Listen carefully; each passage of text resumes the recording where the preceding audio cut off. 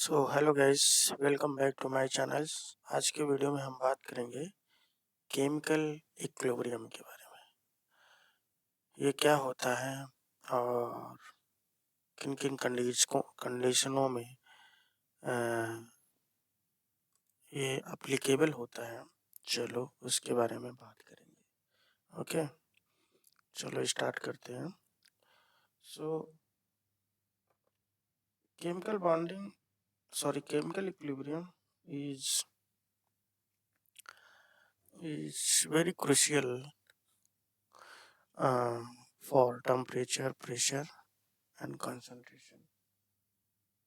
Okay, so first बात करेंगे हम स्पॉन्टेनियस रिएक्शन के बारे में। स्पॉन्टेनियस रिएक्शन क्या होता है? When A reaction proceeds by itself, यदि रिएक्शन चल रही है स्वयं और उसको इनिशिएट किया जा रहा, यदि कुछ रिक्वायरमेंट हुआ, इनिशिएट किया जा रहा है, तो उसको जो है स्पॉन्टेनियस रिएक्शन बोलते हैं। For example, if hydrogen gas and oxygen gas reacted spontaneous at room temperature, then the reaction is exothermic. As you can see here, this hydrogen gas and water reacted and form the water liquid, and this heat released. Okay, so this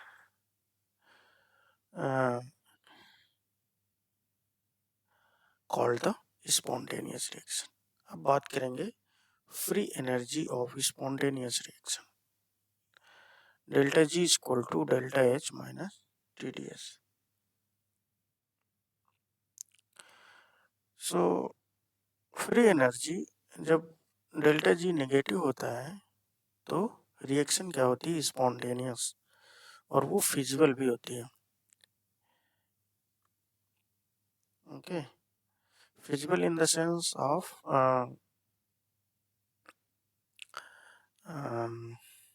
forward direction.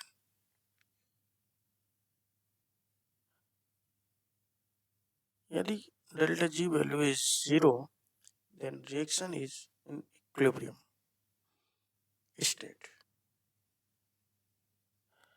Okay, in equilibrium state,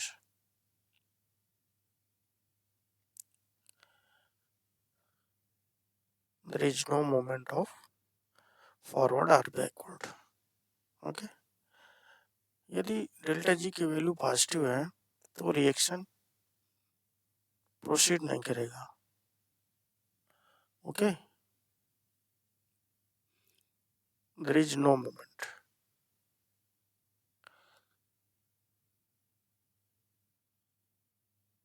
और last condition, spontaneous के लिए delta G negative होना चाहिए, delta H negative होना चाहिए, और जो T and entropy का मल्टीपल है वो पॉजिटिव होना चाहिए, ग्रेटर देन 0 होना चाहिए। तभी जो है ये कंडीशन जो है फुलफिल होगी फॉर स्पॉन्टेनियस रिएक्शन, तभी डेल्टा जी नेगेटिव होगा। ओके, अब हम बात करेंगे कि केमिकल इक्विलिब्रियम में टेम्परेचर के क्या रोल होता है। So at high temperature the reaction, at high temperature entropy factor यहाँ पे प्रीडोमिनेट करता है। सो एंडोथर्मिक रिएक्शन फिजिबल कब होगी? जब टेम्परेचर इंक्रीज करेंगे, increasing the temperature, delta G value negative क्या होगी? जब टेम्परेचर पॉजिटिव होगा या इंक्रीज करेंगे, और इसके लिए एंथैल्पी जो है पॉजिटिव होगी।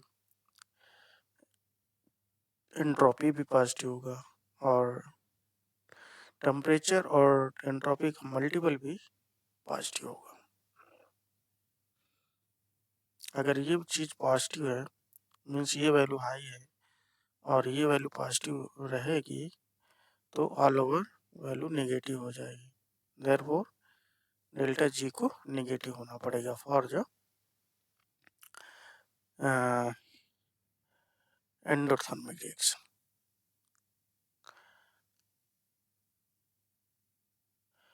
अब बात करेंगे लो टेम्परेचर पे क्या होगा। तो लो टेम्परेचर पे यहाँ पे एनर्जी फैक्टर जो है डोमिनेट करेगा, प्रीडोमिनेट करेगा। So at low temperature the exothermic reaction perform करेगी। और अगर हम सम अप करें दोनों पॉइंट्स का तो स्पॉन्टेनियस रिएक्शन के लिए ऑलवेज रिमेंबर कर रखें कि डेल्टा जी की वैल्यू नेगेटिव होनी चाहिए। अब बात करेंगे स्टैंडर्ड फ्री एनर्जी चेंज के बारे में, इसको जो है डेल्टा जी जीरो से डिनोट करते हैं। सो free energy change of a reaction when reactants and products are in their standard state. Standard state means 25 degree centigrade temperature होना चाहिए और प्रेशर जो है 1 एटमॉस्फेरिक होना चाहिए, तभी हम स्टैंडर्ड कंडीशन बोल सकते हैं। सो इसके लिए ये कैसे डिनोट करेंगे, delta G is equal to zero, delta G zero is equal to delta H enthalpy 0 minus T ds 0. So this is the standard condition denote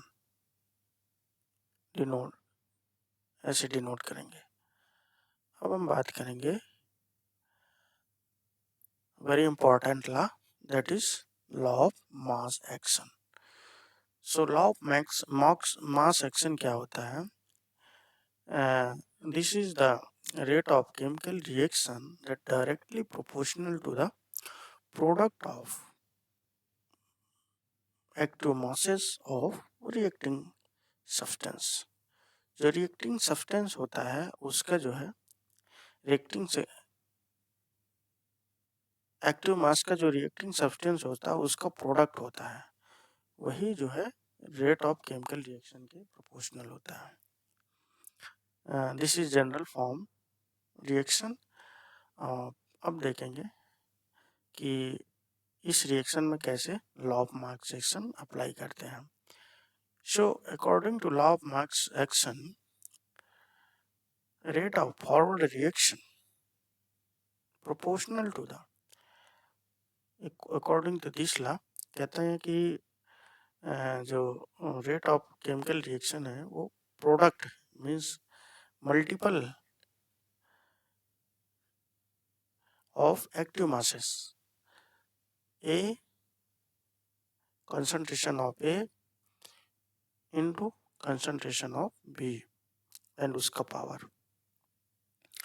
तो रिएक्टेंट के प्रोडक्ट के प्रोपोर्शनल होता है जो रेट ऑफ फॉरवर्ड रिएक्शन होता है।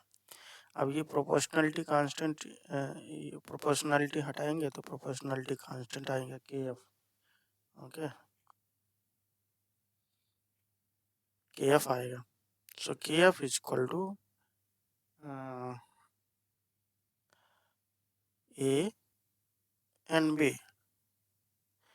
अब rate of backward reaction के लिए देखेंगे कि ये सिमिलर प्रोपोर्शनल टू होता है प्रोडक्ट मल्टीपल ऑफ प्रोडक्ट के मल्टीपल होता है। सो एम एम एन एन, यहाँ पे प्रोपोर्शनलिटी हटाएंगे तो कांस्टेंट आएगा के बी और बाकी चीज सेम रहेगा। और यहाँ ध्यान रखने की बात है कि यहाँ पे एज्यूम किया गया है कि एक्टिव मास जो है वो इक्वलेंट होगा मोलर कंसंट्रेशन के। इसका जो एक्टिव मास होगा वो मोलर कंसंट्रेशन के इक्विवेलेंट होगा, जहाँ Kf and Kb are the proportionality constant, and already mentioned that square bracket represent the molar concentration. यहाँ कुछ नोट्स पॉइंट्स हैं कि at equilibrium rate of forward reaction is equal to rate of backward और reverse reaction. At equilibrium reaction जो है का rate है forward, rate of forward जो रिएक्शन का रेट है वो है equal to rate of reverse reaction. Okay, so यहाँ पे लिखेंगे के एफ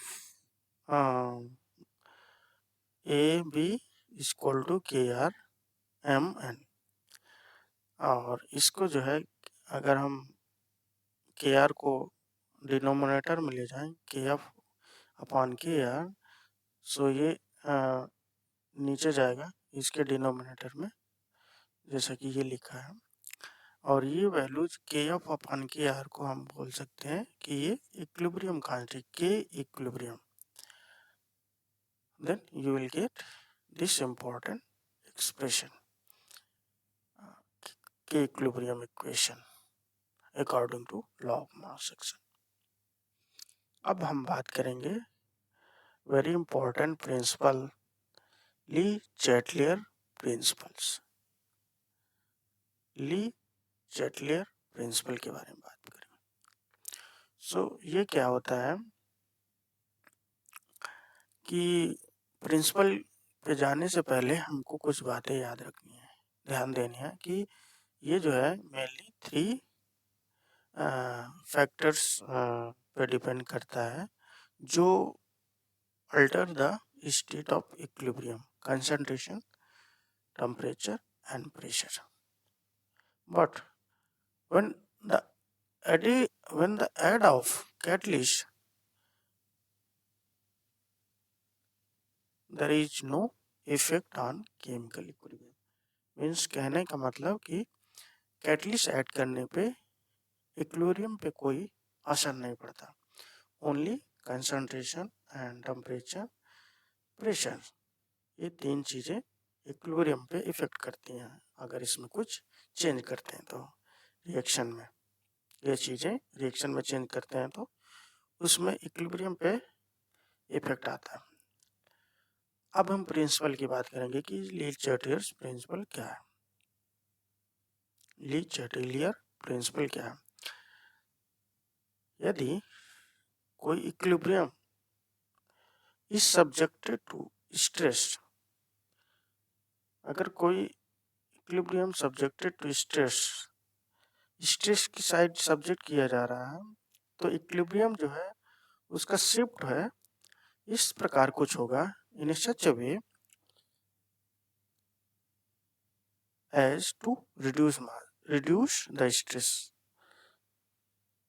उसका शिफ्ट उस तरफ जा होगा जिधर उसका स्ट्रेस कम हो रहा है। Okay, so here also some notes points. If a system at equilibrium is subjected to change concentration, pressure or temperature, the equilibrium is shift in a direction where the effect has changed।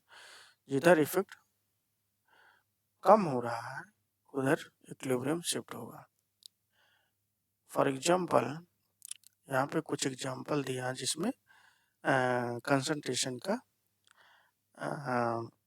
Concentration change करने पे उसका effect हो रहा। This is ferric salt.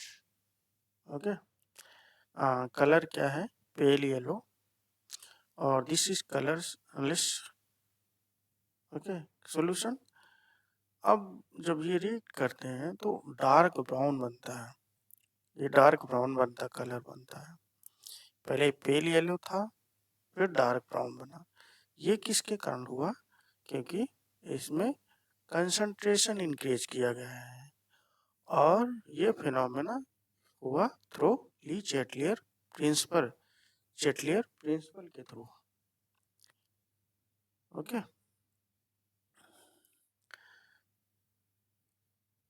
अब last note point इसमें देखेंगे कि यदि कोई chemical equilibrium, if the concentration is increasing of the reactant, तो as a result in shifting of equilibrium in favor of products, that means यदि हम कंसंट्रेशन को इंक्रीज करते हैं, रिएक्टेंट के कंसंट्रेशन को इंक्रीज करते हैं, तो उसका रिजल्ट क्या होगा कि इक्विलिब्रियम शिफ्ट होगा प्रोडक्ट साइड्स। ओके, रिएक्टेंट का कंसंट्रेशन बढ़ाते हैं तो इक्विलिब्रियम साइड शिफ्ट होगा प्रोडक्ट साइड्स, एंड यदि कंसंट्रेशन ऑफ प्रोडक्ट का बढ़ाते हैं तो इक्विलिब्रियम शिफ्ट होगा रिएक्टेंट साइड, रिएक्टेंट के फेवर में शिफ्ट होगा।